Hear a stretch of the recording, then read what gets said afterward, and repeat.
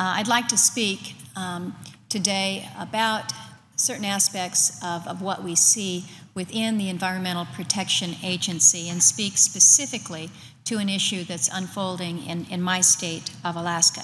Clearly, the EPA has important responsibilities to set and to also enforce environmental standards. I think we would all agree with that. In the 40 years since EPA was established, our nation has made dramatic progress in restoring and preserving our environmental resources. I'm grateful, I'm proud to live in a nation with high environmental standards for the benefit of the land and for the people. But the process for setting federal environmental standards, I would suggest, Mr. President, is broken. We are seeing things present themselves not only in my state, but around the country. We see in Alaska day in and day out that things just aren't working, perhaps as they were designed. So many Alaskans feel that the EPA doesn't get Alaska. But the challenges I think that we see up north are just examples of many of the problems that we see repeated all over the nation. And I would suggest that what we need to see here is balance.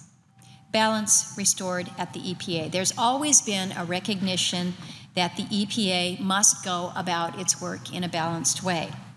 Back in 1970, it was a memo called the Ash Memo, and it lists the origin of the EPA.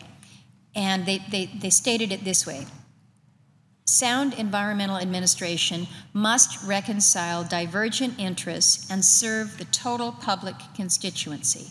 It must appreciate and take fully into account competing social and economic claims. Well, Mr. President, in recent years, EPA has not adequately, let alone fully, taken into account these so-called competing claims, such as the genuine welfare of our people and their economic needs.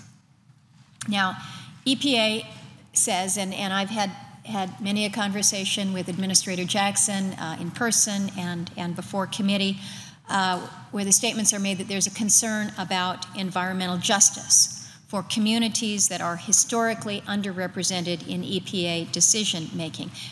The fact is that many of those communities are very frequently the ones that bear the brunt of regressive increases in, for instance, in my state, in energy and in living costs that are caused by some of these rules that we are facing. When I go home, when I meet with people from around the country, I hear more complaints, more concerns expressed about the EPA than any other federal agency, bar none. And again, I'm told that the benefits of many of the EPA requirements are uncertain at best, but that the costs of the regulations are very real and they're detrimental to the human welfare. Today's EPA often seems too eager to impose requirements that are dubious in their health or their environmental benefits, but whose main effect may be to penalize or perhaps to even stop commerce or development. So restoring an appropriate equilibrium is vital if we want to have a healthy people, if we want to have a healthy economy. Today, I'd like to speak to one example from my state, and this is as it relates to ECA. ECA is the reference to the emissions control area. The EPA was a major proponent of including the ocean off of southern and southeastern Alaska in an international emissions control area. This was an effort to reduce emissions from marine vessels through lowering sulfur standards within the fuel. The purpose of the emissions control areas is to require ships, which, to be very fair, certainly have significant emissions, require these ships to do their part to curb pollution. Absolutely reasonable, absolutely reasonable. The problem that we're seeing up north is that EPA never gathered any air modeling data to support the claim that we've got a problem from ships that travel up to Alaska. So there has been no air modeling data whatsoever. We've requested, there has been none. Moreover, some of the proposals to work with the EPA, we need to be working with our agencies. We need our agencies to be working with us. But one of the proposals that was advanced was an offer for an equivalent method to comply with the ECA requirements in North America. In Juneau, Alaska, which is our state's capital, we are the only state in the country that is not accessible by road.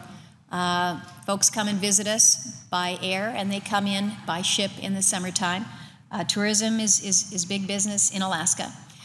In Juneau, the ships that are tied up at the docks there are utilizing shoreside services so that there are no emissions when they are in the community.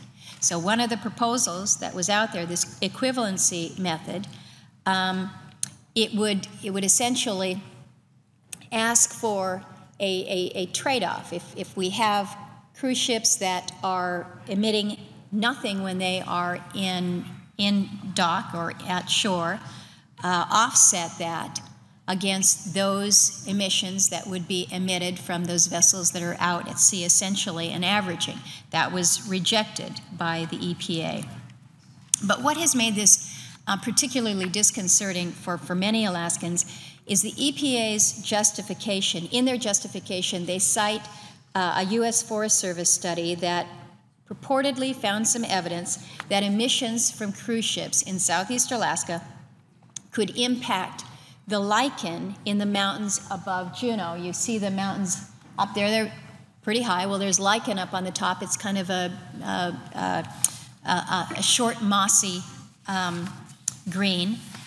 But the report then went on to worry that if we have impacted the lichen growth in Juneau, it could somehow or other harm the caribou. Well, Mr. President, never mind the link that lichen and cruise ship emissions may be very tenuous. There's a bigger problem with EPA's reasoning here. And anybody from Alaska would know that the problem is there's no caribou in Juneau, Alaska. There's no caribou anywhere in southeastern Alaska. You've all seen my pictures before. Alaska's a pretty big state. And if you're sitting here in Juneau, Alaska, to where the caribou herd are that this report was apparently concerned about, you're looking at over 1,000 miles between Juneau and where the southern Alaska Peninsula caribou herd cited in the EPA study lived. 1,000 miles. It would be as if you would make the claim or the assertion that a cruise ship that's sitting down in Miami might somehow or other affect the food for the bears that are up in the Pocono Mountains in north of Philadelphia, in Pennsylvania. I think you need to look at this and recognize we've got a pretty flawed study here to begin with if the suggestion is we need to ensure that there's no emissions coming from a cruise ship in Juneau because it's going to impact the lichen, that's going to impact the caribou that don't happen to live anywhere near Juneau, no closer than 1,000 miles away. So applying these new fuel standards to save the lichen in Juneau, to feed the caribou 1,000 miles from here, will mean that the vessels that are plying these waters of southeast and south central Alaska, whether it's the freight ships, the freight vessels that move just about all of our goods, or whether it's the cruise ships that really are the lifeblood of the tourist economy, the requirement that they now burn low sulfur diesel at levels that it is suggested are perhaps not attainable. So the question, I think, is fair to ask. You say, okay, what's the problem with requiring that that we make the cruise ships meet these standards, that we make the vessels that are bringing the goods north to Alaska. What's the problem with this requirement? Well, the problem is, while these ECA requirements may not have a measurable positive effect on human health or caribou food for that matter, it will have a material impact on our cost of living.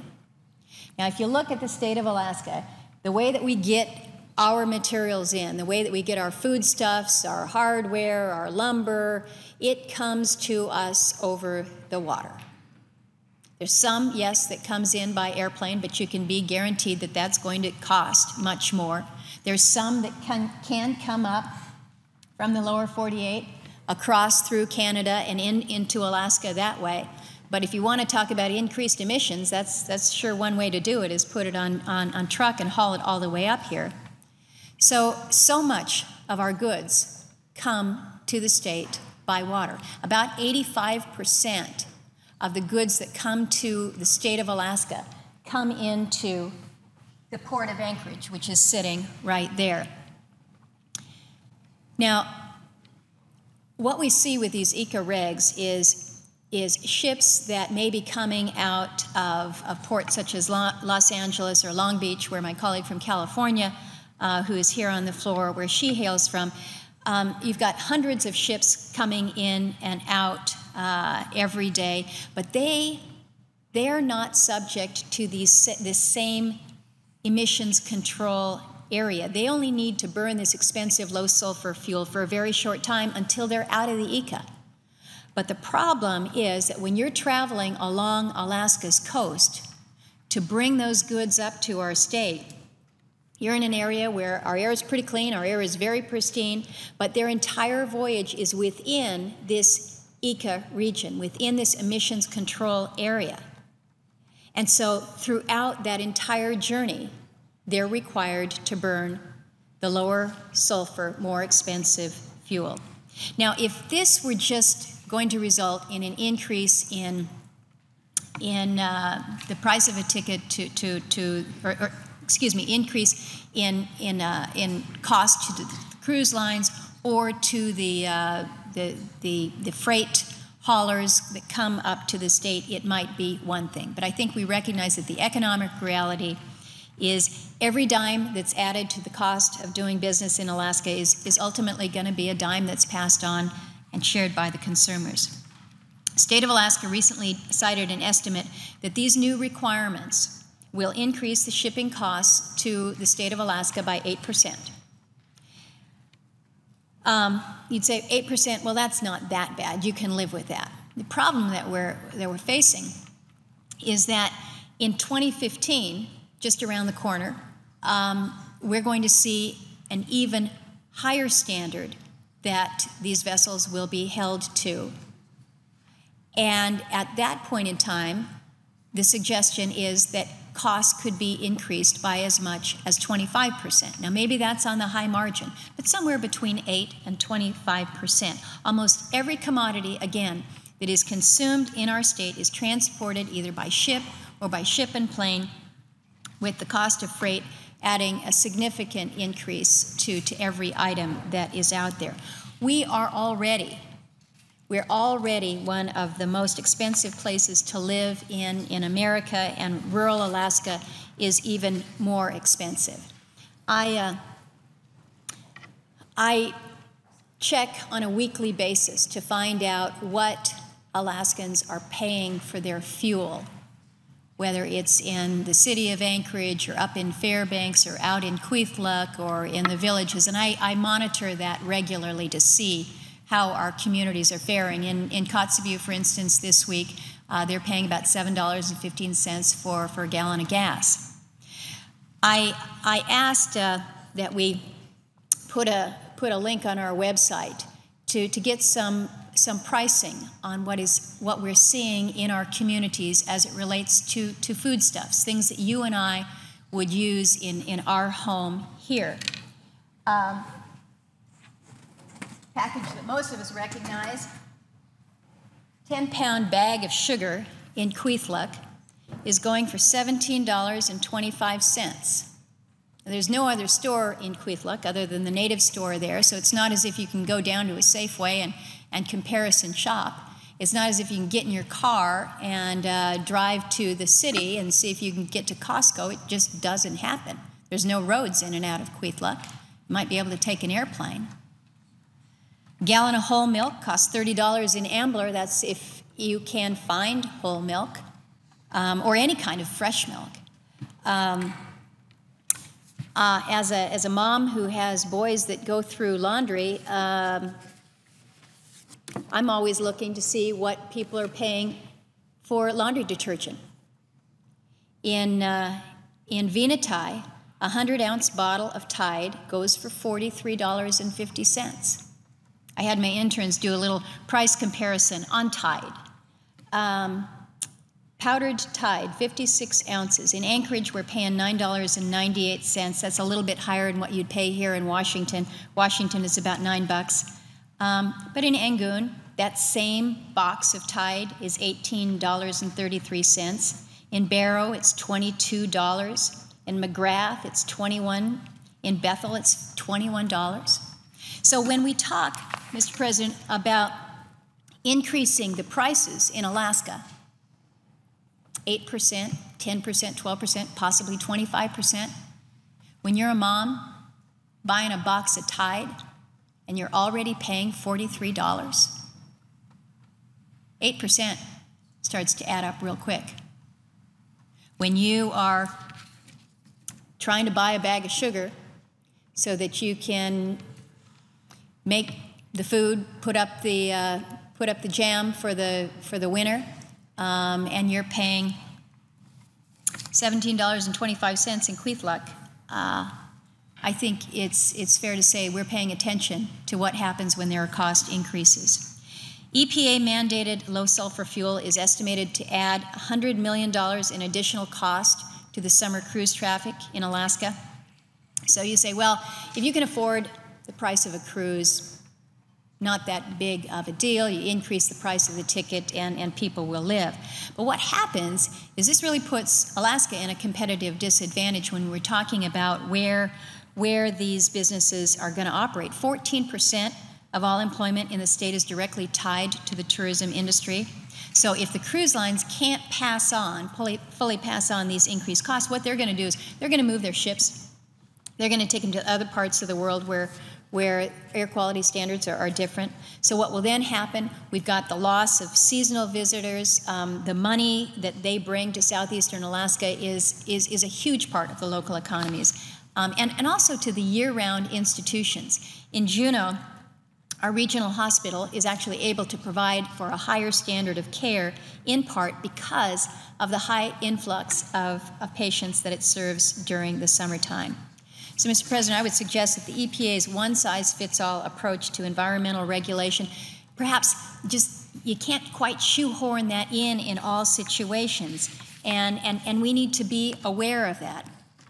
I think when we talk about the concept of environmental justice, we need to make sure that in an effort to provide for a level of regulation and rules that are imposed, that we are not hurting the most vulnerable. And I would suggest to you that the people in Kwethluk that are looking at the impact of these regulations and what it's going to mean to them in their village, and they're asking me, how do we survive? How do we live? And the answer isn't to move to Washington, D.C. That's not the answer here. It takes us back to balance. So what's happening in the state right now? The state of Alaska has sued the EPA administrator in federal court to stop the new requirements from taking into effect. And given the immediacy of the threat that these requirements pose to my state, I think that the state's move to advance the litigation was the right one. But we shouldn't have to sue our own government in order to get balanced regulation. The administrator, Lisa Jackson, has recently acknowledged that applying ECA to Alaska posed a problem. She recognized that. But unfortunately, we haven't seen more beyond those words because we're still no closer to a solution. These new requirements are set to take effect next week. the initial threshold. I've been raising this issue with EPA for several years, but again, we're still working and we have not yet resolved it. So I have called on the President for himself to marshal the State Department to see if ECA can be amended or some other relief can be found to eliminate at least this one burden.